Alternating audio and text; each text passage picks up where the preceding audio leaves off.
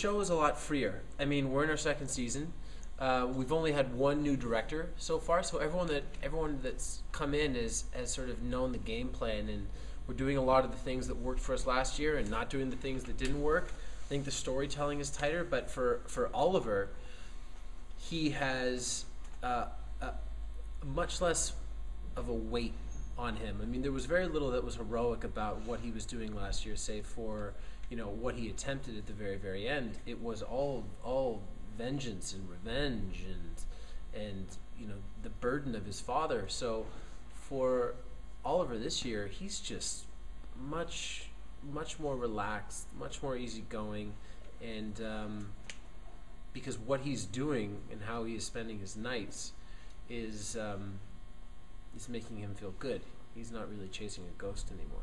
There might not be much room for romance right now, but where is his heart? Is his heart still with Laurel, or is his heart just closed off from everybody? Well, he has a very critical line in the 6th episode, which we're not talking about at the moment, but it's he is in a spot where he is convinced that he shouldn't be with anybody that he could really, really care about.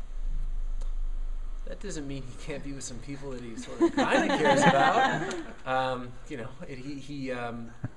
That's one of the things that we actually touched on in the first season, and we are also in season 2 as well, that I think if you gave this guy some truth serum, he would admit to being a little bit lonely. How has working with Diggle and Felicity changed his mission? Well, it's expanded it. I mean, it was a very narrow scope in the first year.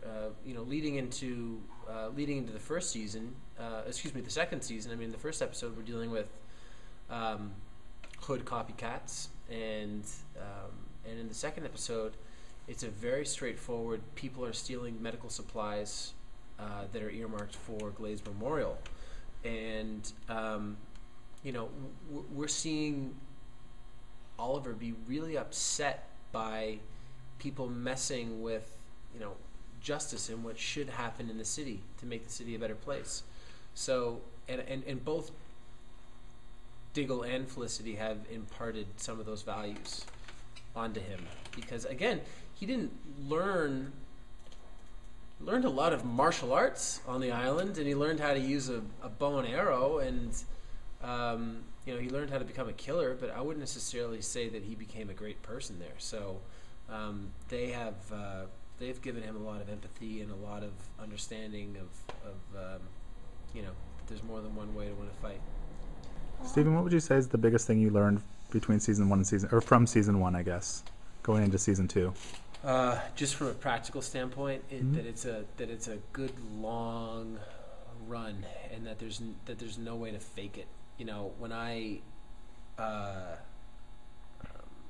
used to do long distance running. I still do, but you can fake almost any race. Like, you can not totally train for it and make your way through it. You can do that with a half marathon if you really try. It's not going to be painful, but you can do it. You can't do it with a marathon. I know, I tried. And it just ends up with you walking and crying and everything going horribly wrong. And the biggest thing that I learned in season 1 is you're talking about a 180 to 190 day shoot, plus all of the other commitments that go along with it, plus the including the travel, and so you just have to pace yourself.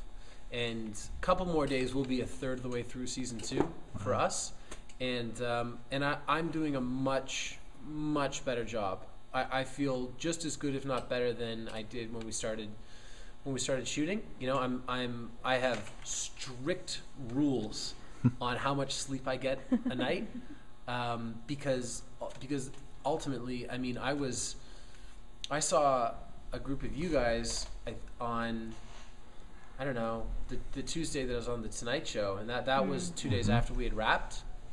So I went and did the Tonight Show that night, and then that night or the following morning, I went and I was sick for a month and a half. my body broke down, Wow. and everyone told me that was going to happen. But I can't have that happen again. So, so yeah, I've learned that lesson.